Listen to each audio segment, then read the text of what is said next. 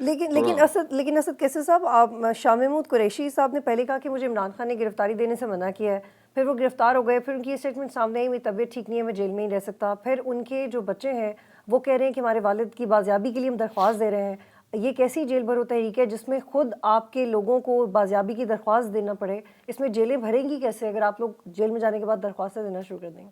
دیکھیے، ہم نے ایک پروٹیسٹ لانچ کرنا ہے، لوگوں کو اس اپنی نیریٹو کی طرف موبلائز کرنا ہے، دکھانا ہے. یہ تو نہیں ہے کہ ہم جیل بھروں کا تو مطلب یہ ہے کہ ہم اپنا ایشو جو مقصد چاہتے ہیں نا، اس کو لوگوں کو سمجھا دیں کہ کیا ہو رہا ہے.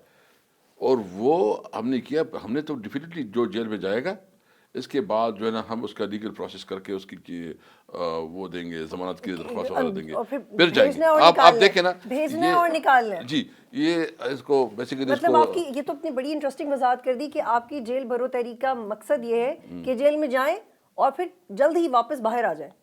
تو پھر جیلیں بھری رہنے نہیں دینا چاہتے آپ کچھ عرصے کے لیے، فوراً جیل سے باہر آنا چاہتے ہیں.